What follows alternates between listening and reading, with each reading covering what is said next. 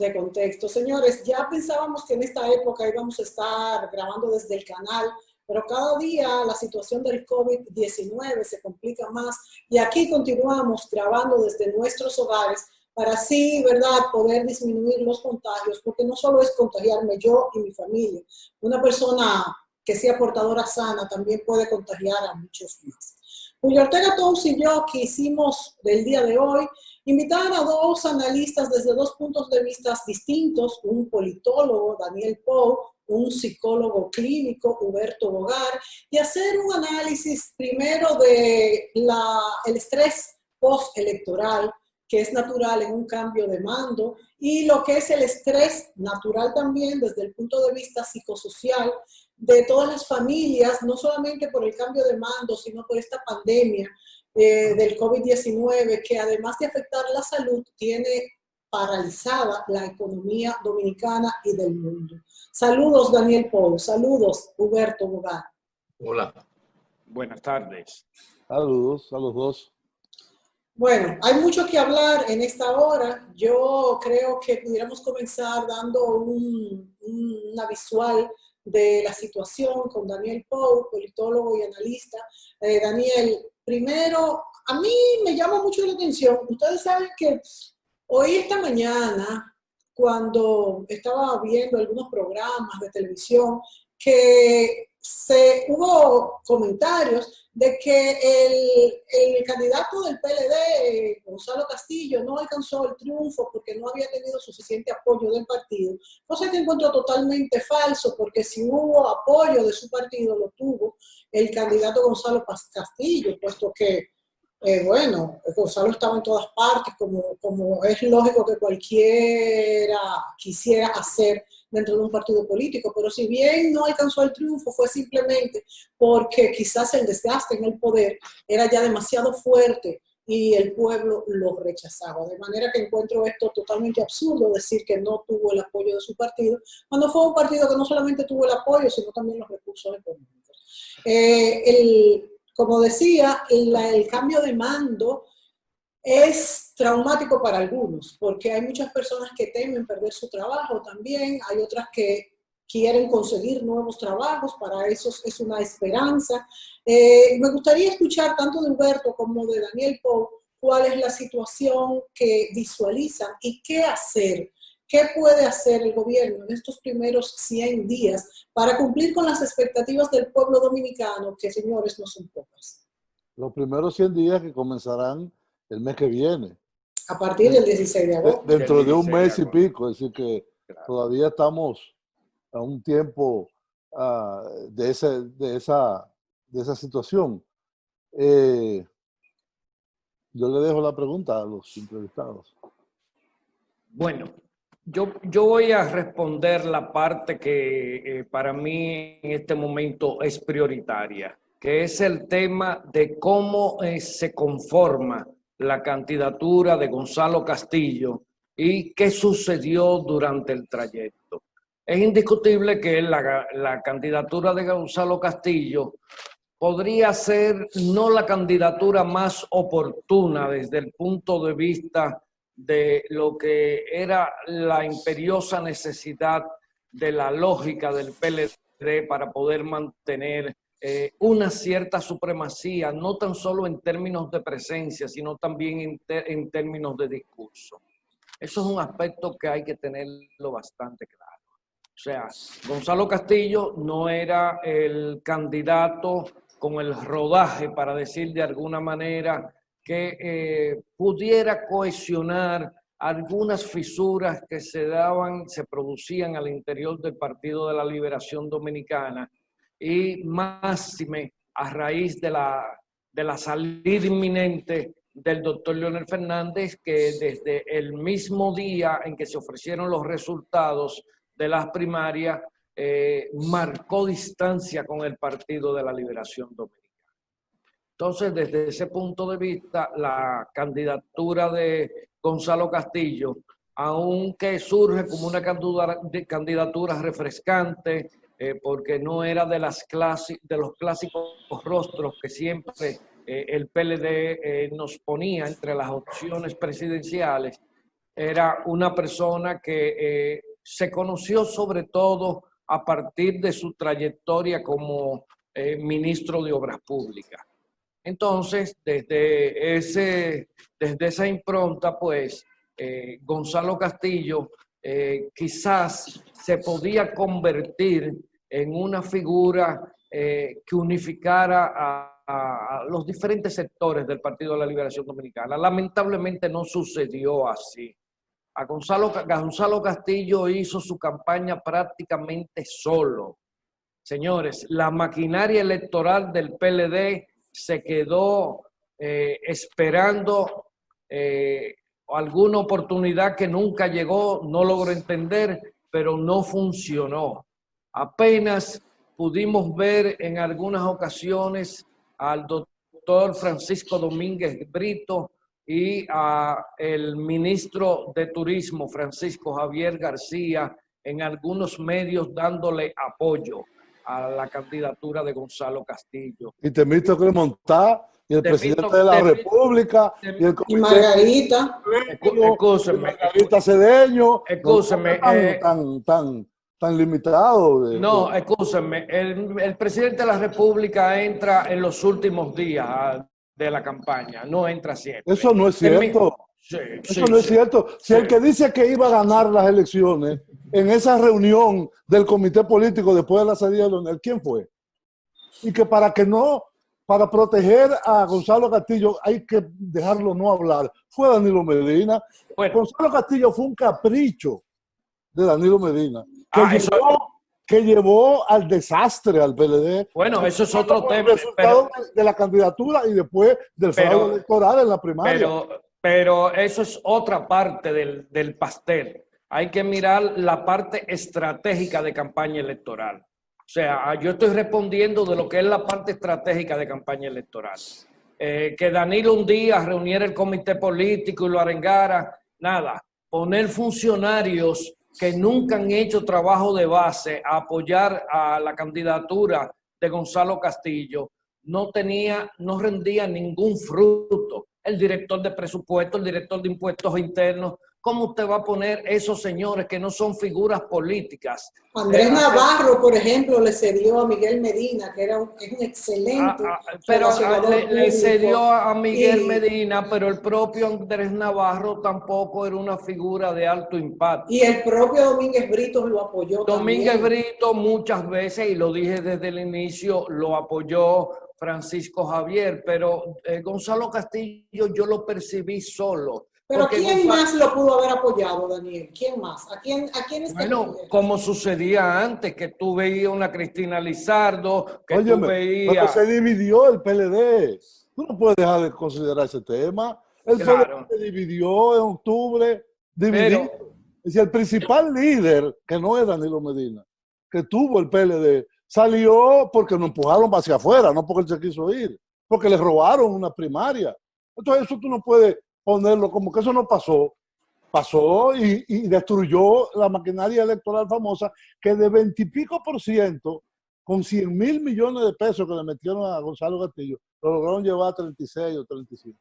Sí, lo de que les robaron las primarias habría que verlo porque hoy en día cuando tú revisas los votos de la candidatura de Leonel Fernández no llegan ni siquiera a lo que obtuvo en las primarias del Partido de la Liberación. Eso no tiene que ver. Claro, eso sí tiene que ver. No tiene nada que ver. Yo sí creo que tiene que ver. Nada que ver. Bueno, el asunto está en esa primaria que votaron por Luis Abinader para salir del gobierno.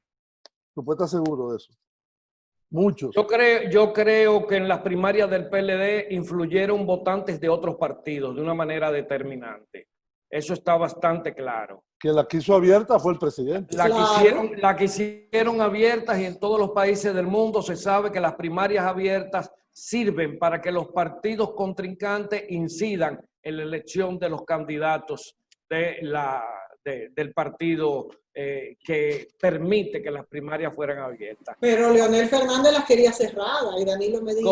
Correcto, como debió de ser. El PRM, con un padrón de 1.350.000 personas, hizo una primaria cerrada y votó y votaron 370,000 personas. Exacto. Óigase bien, votaron 300, o sea, 1,000,000 de personas, 980,000 personas del padrón del PRM no votaron en las primarias del PRM. Estamos hablando que las primarias del PRM fueron decididas por el 29% de las personas que se encontraban en el padrón electoral. Más sin embargo, en las primarias del PLD votó del padrón nacional. Óyete, Julio, votó del padrón nacional. También un 20 y pico por ciento. No, más todavía. No, votó el 25% del padrón nacional. Te lo digo, un 20 y pico por ciento. El 25%. Yo tengo esa cifra. Todo lo poco menos de 2 millones de personas. 2 millones de personas. No llegó a 2, pero 1 millón. Bueno, y para no cambiar el tema y seguir en esta tónica que ha planteado Daniel Pou, yo quiero preguntarle a Huberto Bogar. Huberto, tú como psicólogo, ¿qué percibes de por qué el fracaso del PLD y el candidato presidencial, en este caso Gonzalo Castillo, y esta transferencia de votos al hoy presidente electo Luis Abinader?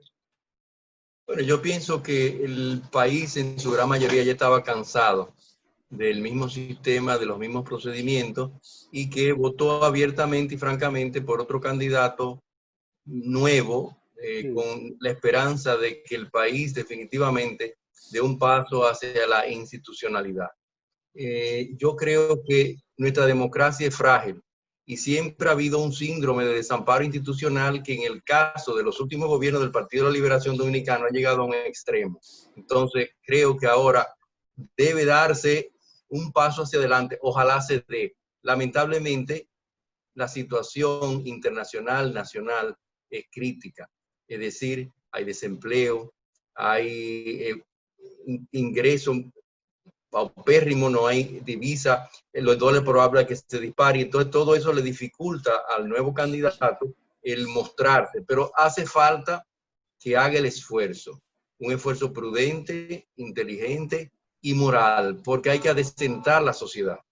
Adecentarla quiere decir que eso que yo llamo un síndrome de desamparo institucional conlleva una actitud antisocial en el mundo político. Hace falta que se respete el orden, hace falta que no vivamos solo en función a nuestro deseo, sino en función a una ley que sea reconocida y respetada. Bueno, ¿tú crees que realmente el pueblo dominicano cree que todavía los políticos ninguno sirven, o con una idea que votó simplemente en contra o votó con fe de que pudieran venir políticos que no haya corrupción? Yo no sé si tiene mucha fe, pero hace falta que se constituya esa fe. Hace falta que se consolide esa fe. Hace falta que haya un cambio de perspectiva, porque de lo contrario, en una situación internacional y nacional como la que tenemos, puede venir el caos.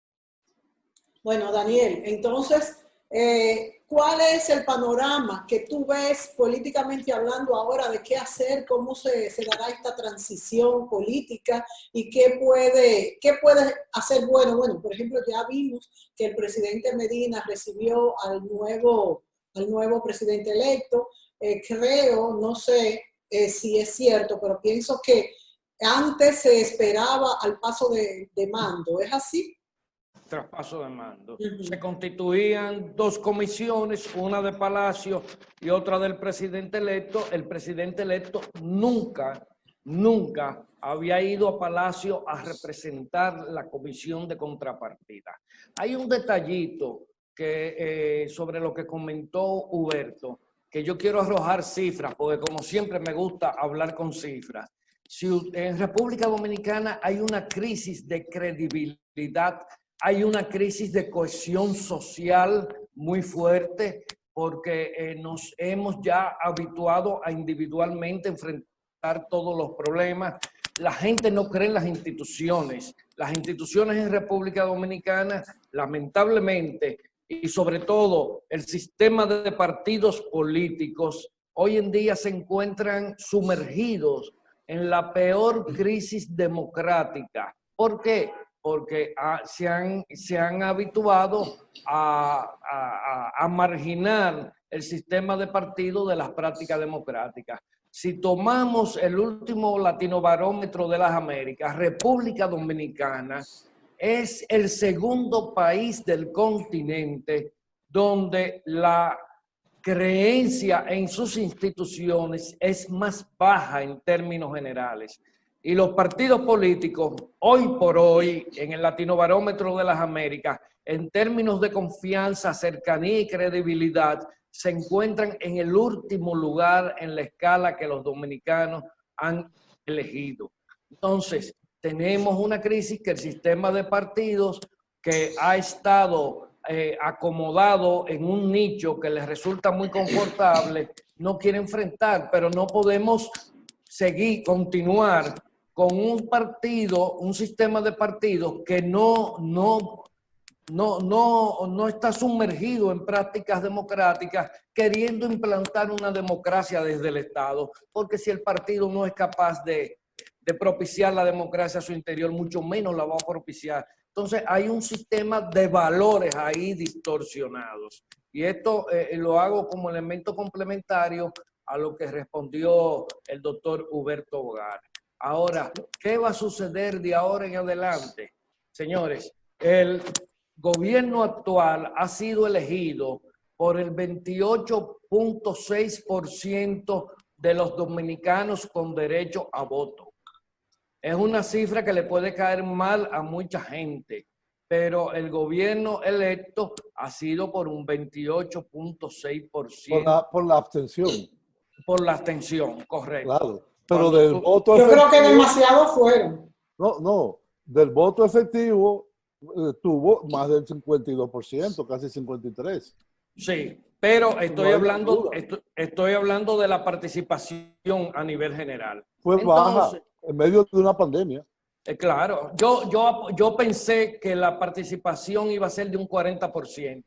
Sí. Y llegué a proyectar que si la participación era menor del 45%, se iba a producir una segunda vuelta electoral. Era casi seguro. Tengo una matriz ahí, estadística que hice de proyecciones de votantes. Porque hay personas que han salido con una tesis que solo los PLDistas no fueron a votar. Yo conozco gente de diferentes partidos que no fueron. Hubo otra que dijo que la clase media, si votaba, ganaba Abinader, y que si los pobres votaban, ganaba. Óyeme. No, yo no hago esa. Porque aquí votaron pobres, clase media, ricos, de todas las clases.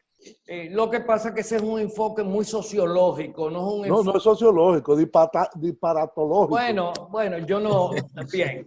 Claro. Bien. Lo que te quiero decir está en que indiscutiblemente para el gobierno vencer el primer valladar que tiene, que es la pandemia del COVID-19, tiene que hacer un gobierno amplio.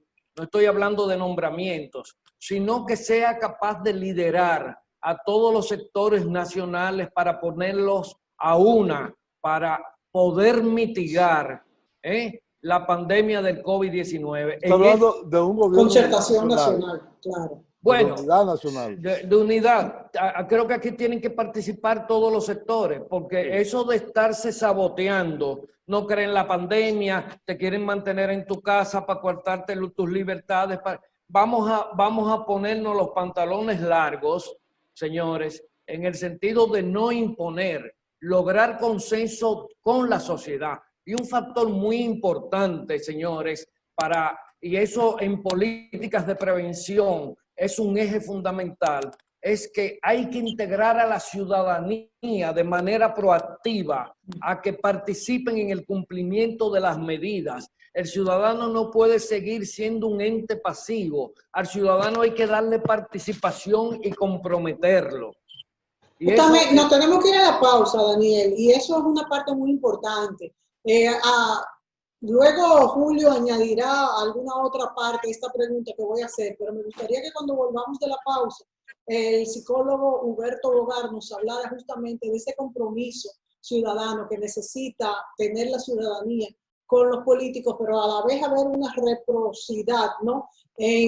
Reciprocidad en cuanto a cómo tener esos mecanismos de abordar a los políticos y también cómo no funcionó la dádiva de quizás apoyo social en este momento y la mayoría de los que fueron a votar votaron por el PRM. Julio redondeará la pregunta para Roberto Bogar a la vuelta. Volvemos.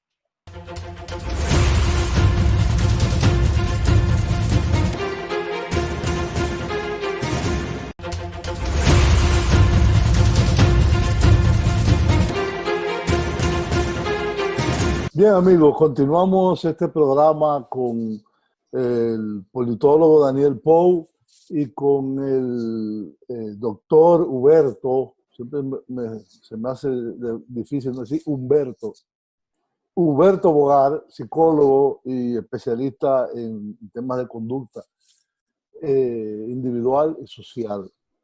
Estamos tratando de hacer un balance de los resultados electorales, pero no solo los resultados, sino de lo que lo antecedió y de cómo la población dominicana, de una forma decidida, aplastante, con una diferencia de casi 15 puntos o más de 15 puntos porcentuales, le dio el triunfo a este partido relativamente nuevo, aunque es una herencia del PRD, el PRM, que tiene 5 años de fundado en el año 2015, y un joven político de apenas 52 años, para la política dominicana que está llena de viejos, es un joven, a pesar de que en el 96 Leonel Fernández ganó con 42 años. Pero la política dominicana se ha anquilosado en estos últimos 25 años. ¿Qué ha habido en estas elecciones, Humberto? Yo pienso que ha habido también un cambio de la actitud del votante y de las preferencias generacionales. No solo fue que eligieron a Luis Abinader como presidente, un hombre de nuestros tiempos, el primer presidente dominicano que habrá nacido después de la Revolución de Abril, wow, en el año 1967. Pero también tenemos fenómenos como el de este muchacho de un partido minoritario que ha concitado la mayor votación en la circunscripción 1 del Distrito Nacional, que es Rodríguez, de un partido pequeño como Alianza País, siempre dirigido por la misma persona, Guillermo Moreno, y ahora surge este discurso completamente nuevo de la nueva política, de los derechos ciudadanos, de no usar el dinero como elemento fundamental de la política, y obtiene la más alta votación de toda la circunscripción 1 del Distrito Nacional, que es quizá la que concentra mayor poder de decisión en la zona del distrito. También está Farideh Raful, que es, a pesar de que ya tiene experiencia, era diputada, etcétera, es una muchacha de apenas unos 40 años también. Entonces, yo primero quiero oír la opinión de Humberto sobre estos cambios de tipos generacionales, pero también de la inseguridad que crea esta coyuntura y de las angustias y ansiedades que crea esta coyuntura de la pandemia del COVID-19 a nivel mundial, aquí y a nivel mundial. Y un fenómeno que nos ha tocado, que es que aquí se abrió la economía, se levantaron las restricciones de circulación sin ningún elemento, digamos, cuantitativo de qué era lo que estaba pasando. Y lo que ha comenzado es a subir, a subir, a subir, a subir. Inclusive pasamos de la fase 2 que definió el gobierno a la 4, sin pasar por la 3. Yo tengo una hija que me mandó algo que es muy llamativo, que es como una de estas reflexiones que hacen en las redes sociales, que dice, yo tengo coronavirus. Ella se pregunta, que todos los días se levanta preguntándose, yo tengo coronavirus. me llegó el cheque del estímulo, es decir, el FASE de aquí. Calificaría para seguir en fase, calificaría para el desempleo, tengo ansiedad, tengo COVID, califico para el subsidio de desempleo de Nueva York. Yo quisiera hacer lírica y al final dice, tengo depresión. Es decir, todas esas cosas que uno dice, bueno, es como un mangú, es el estado de incertidumbre y de no saber qué va a pasar, no solamente en el futuro a largo plazo, sino mañana, el mes que viene y a final del año. Y cómo esto ha afectado, diríamos, estos cambios a nivel de la población y en el caso dominicano, con este cambio también a nivel del mando político. Humberto. Fíjate, yo pienso que, como tú decías, hay una situación de incertidumbre global y nacional. Y como tu hija muy bien lo señala, los jóvenes, las personas se hacen muchísimas preguntas para las que no tienen respuesta. Pero hay una coyuntura que puede ser favorable y es que hay un nuevo liderazgo, pero un liderazgo que tiene que enfrentar una situación social, económica, política y mundial sumamente compleja. Entonces, lo que se requiere es unidad y prudencia, porque las personas están viviendo un nivel enorme de depresión, ansiedad y una crisis personal de incertidumbre. Eso se refleja en la clínica diaria. Eso se refleja en los jóvenes. Pero la nueva elección del nuevo gobierno puede aparecer, puede surgir como una nueva esperanza, siempre y cuando el nuevo partido, el nuevo equipo económico actúen con prudencia, con unidad, con inteligencia y con mucha honestidad. El problema de la honestidad no es solo un asunto moral, religioso, sino es un asunto de integración y de consolidación de la personalidad. La ansiedad se manifiesta como un síntoma cuando la personalidad se desestructura, se disocia. Y ahora hace falta un liderazgo político que contribuya en una situación de gran incertidumbre a consolidar una nueva generación de jóvenes que se van a integrar y se quieren integrar a la vida política, pero que a lo mejor no tienen suficiente experiencia, a lo mejor no saben lo que le han dejado. Y todo eso conlleva una preocupación generalizada. Mónica.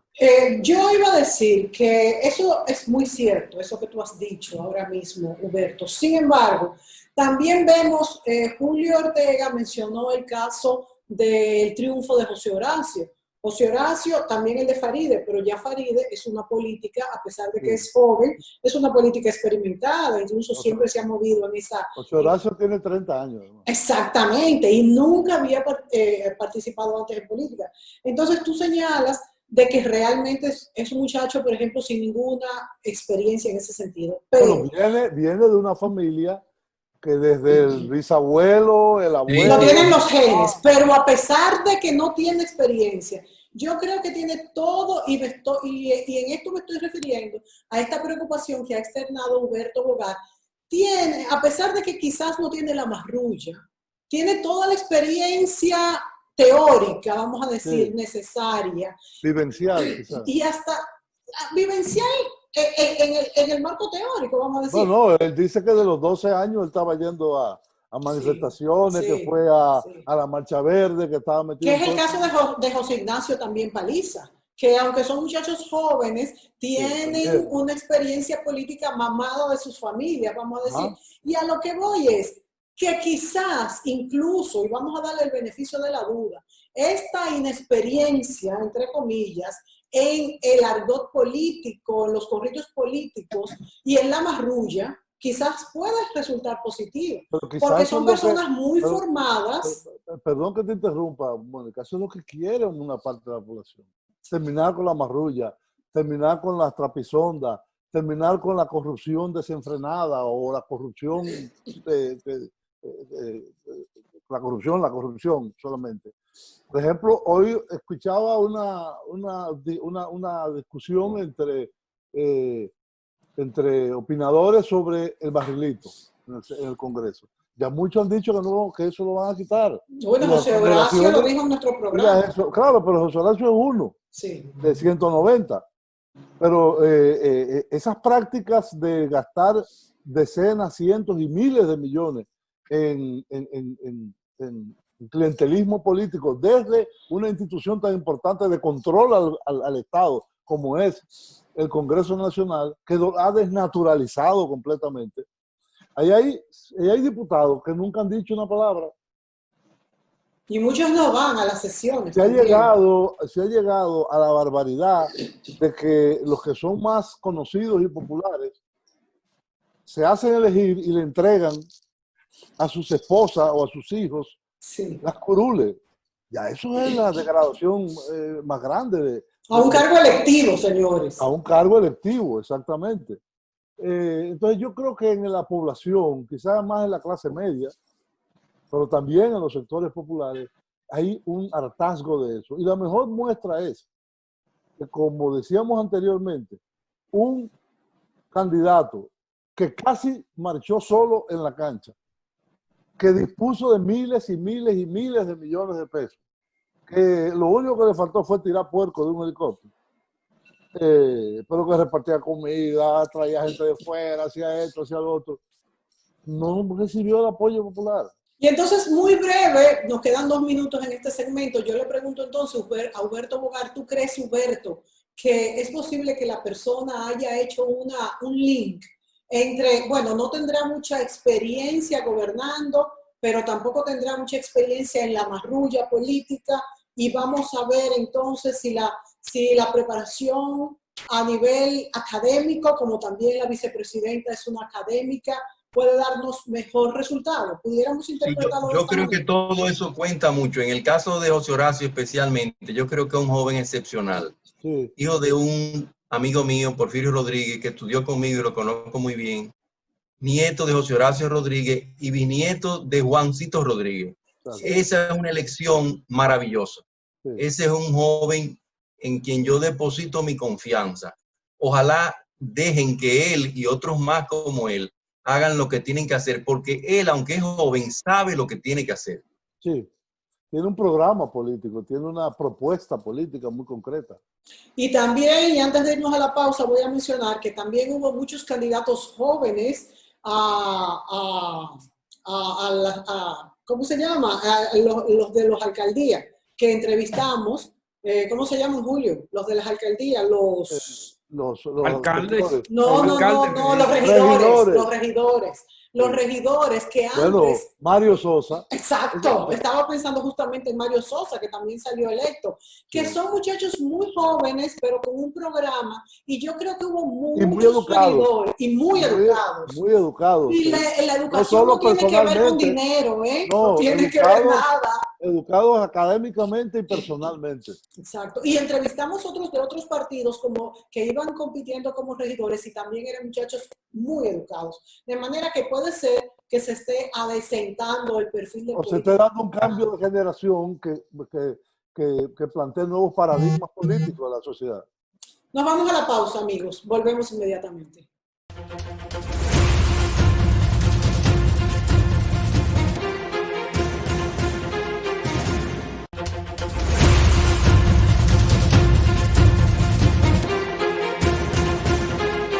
Bien, amigos, continuamos en el programa con Daniel Pou y con Huberto Bogar, tratando de entender qué pasó no solamente en el proceso electoral, sino en los resultados finales de las elecciones.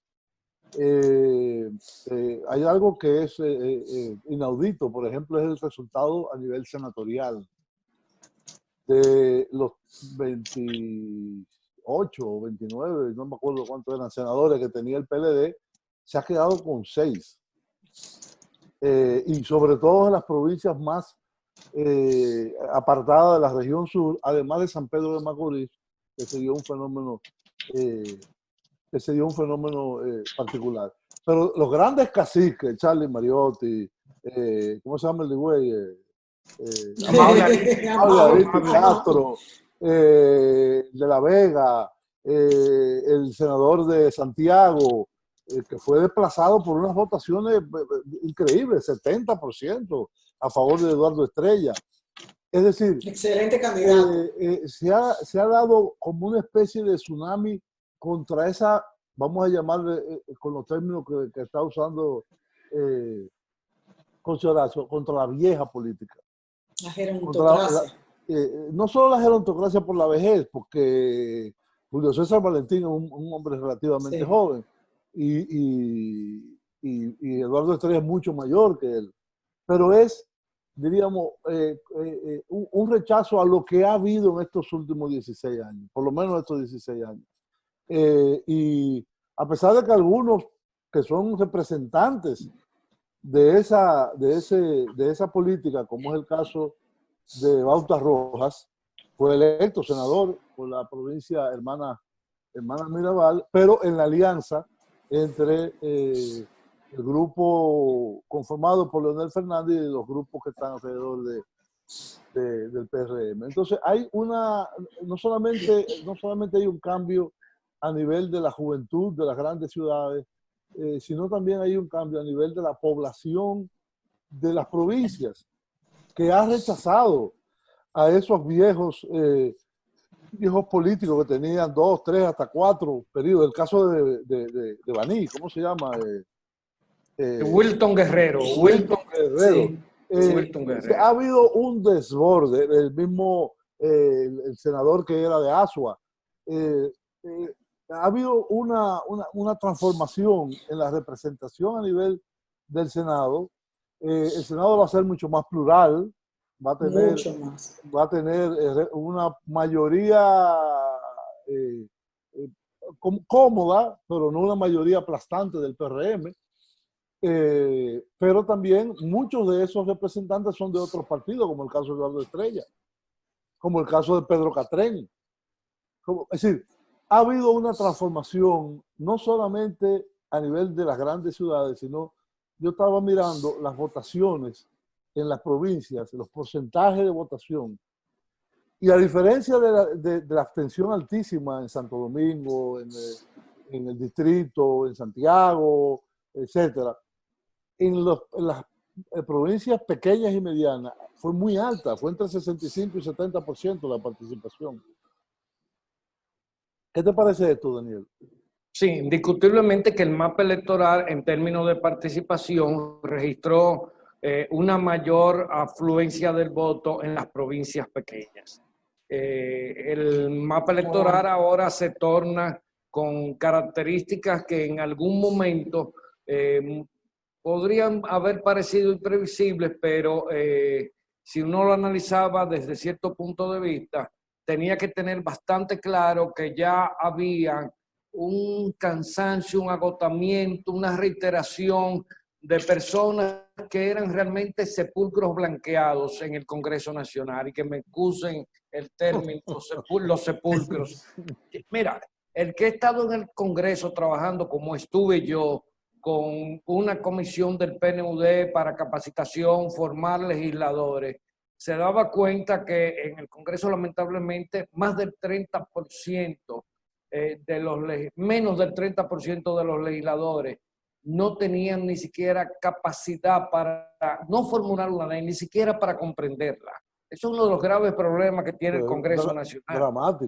Dramático. Ahí vimos que el senador electo por Monte Plata no es capaz ni siquiera electo ahora para sustituir a Charlie Mariotti, no es capaz de sostener una conversación con un periodista. Parece una persona como que acabas de salir de un estado de shock. O sea, no piensen que estos cambios son definitivamente buenos. En un solo sentido. No todos. No todos. Ahí hay personas que fueron elegidas. Ahí hay personas que fueron elegidas por un bloque de partidos, pero esa persona no responde a nadie. Ellos responden a ellos. Después veremos lo que sucede. Sí, hay casos. Pero Daniel, cuando hay movimientos sociales de transformación, si los que han sido electos o llevados por esa ola a una posición determinada, no se amoldan a ella, van a ser enterrados por la misma ola. Porque lamentablemente un Sonia Mateo, pero de Monte Plata, no es lo que se quiere.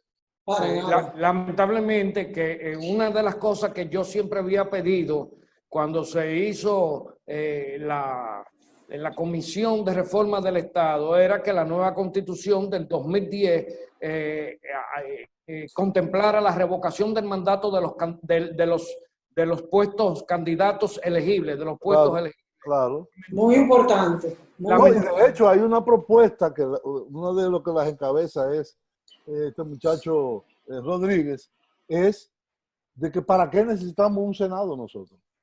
Bueno, eso sería una discusión más amplia. ¿Qué tenemos un sistema bicameral? Eso, sí. ¿Qué nos da de legitimidad y transformación? No, y sobre todo esos son para los estados federados. Claro. No solamente hay países unitarios que también tienen. Que también, claro. Pero es decir, lo más eficiente en un país pequeño como República Dominicana, con un poco menos de 11 millones de habitantes, es tener una sola cámara. Es que no tiene ninguna función la doble cámara en nuestro país. Nada. Yo no quisiera... Bueno, sí, aquí la doble cámara ha forzado y ha evitado situaciones. Es verdad, hay que reconocerlo. Es verdad. Porque yo tenía el mismo punto de vista que tú, sí, Mónica, y un día conversando con un legislador de mucha experiencia, me empezó a poner sobre la mesa los casos y digo, tienes razón. Cierto, o sea, una cámara tiene de contrapeso a la otra. Pero bien, ahora el Congreso tendrá más pluralidad, mayor representatividad de diferentes sectores, de diferentes, podríamos decir, demarcaciones, y eso es importante.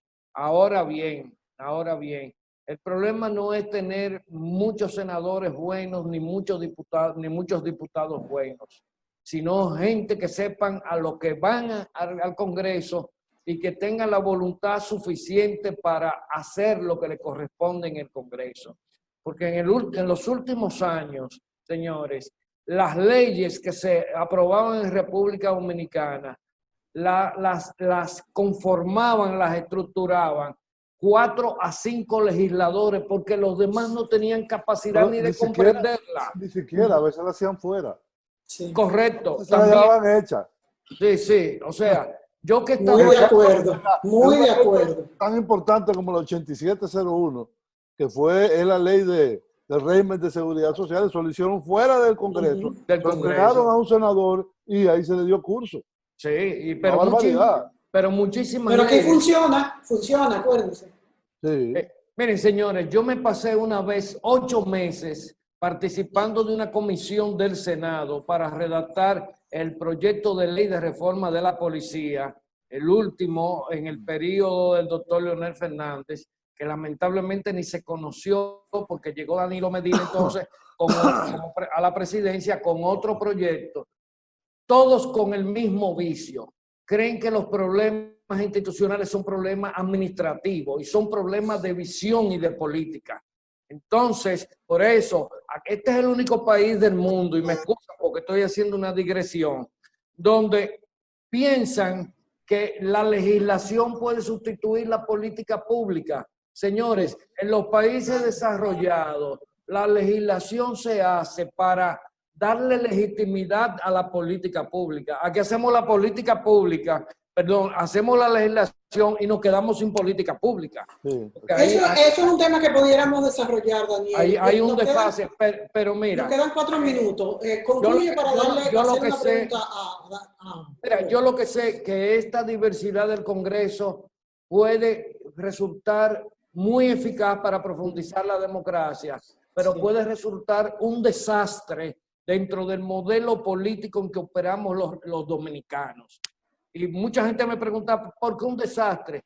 Porque en República Dominicana la pugna no es entre propuestas, es entre intereses.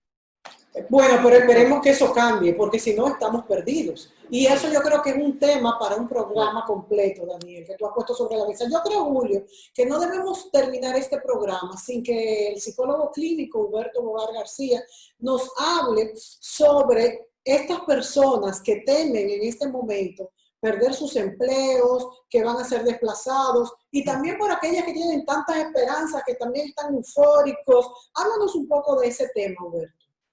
Fíjate, en cualquier país del mundo, cualquier persona que pierda su empleo, su capacidad productiva, su sentido de seguridad ciudadana con respecto al futuro, experimenta ansiedad, depresión, etc. Pero en el caso nuestro, lo que nos caracteriza es el hecho de que nuestra personalidad individual existe en una relación dialéctica con la personalidad de nuestros líderes. Nuestros líderes son el reflejo de nosotros y nosotros de nuestros líderes. Ahora hay una oportunidad de una juventud como el hijo de Porfirio, que son gente joven, sana, virgen, que tienen una posibilidad de dar un paso hacia adelante. Ya nosotros los viejos nos quedamos atrás y debemos echarnos a un lado. Sin embargo, como existe el COVID, como existe una situación de tanta incertidumbre, esos jóvenes tienen que ser prudentes y tienen que buscar un poco de alianza con la vieja guardia para que salgamos de esto lo mejor posible. Pero a la larga hace falta que el país se institucionalice y que la personalidad de todos nosotros cambie, porque no podemos vivir simplemente actuando en base a nuestro propio deseo y nuestro propio interés. Hace falta que introyectemos las normas. No es el momento más oportuno para uno hablar de someterse, porque incluso la pandemia nos somete. Pero a la larga tenemos que ir integrando esa introyección de la ley, de las normas, a una nueva visión de la política y de la vida social. Porque nuestros líderes son como nosotros y nosotros somos como nuestros líderes. Hay una relación dialéctica. Claro. Lo que sucede es, lo que yo temo es que si estos jóvenes llenos de interés, llenos de patriotismo, llenos de una visión y de formación, porque muchos de ellos, aunque sean jóvenes, tienen una gran formación, se encuentren con un escenario pervertido, lleno de intereses malsanos, y entonces, ante una situación como el COVID-19, eso sea un fracaso rotundo. Sin embargo, es la nueva esperanza, la mayoría de la población quiere un cambio. El hecho de que ganara Luis Abinader es una prueba de eso, el hecho de que se haya modificado todo el aparato gubernamental que vendrá es una prueba de eso, y yo tengo la esperanza de que le demos una oportunidad a esos jóvenes para que demos un paso hacia adelante, por lo menos un paso. Yo creo que es muy importante que en el futuro también se apruebe más esta cuestión de que los empleados del sector público, tanto funcionarios como empleados pequeños, no tengan que cambiar, no sea un botín político a repartir en un momento dado, que haya una carrera pública. Se nos acabó el tiempo. Muchísimas gracias a Daniel Pou, politólogo, y a Humberto Bogar García, psicólogo clínico, por estar con nosotros. Esto es un tema que da para mucho más y pudiéramos pasarnos horas hablando sobre esto. Nos volveremos a invitar. Gracias a ustedes, amigos. Gracias, hasta la próxima. Bye.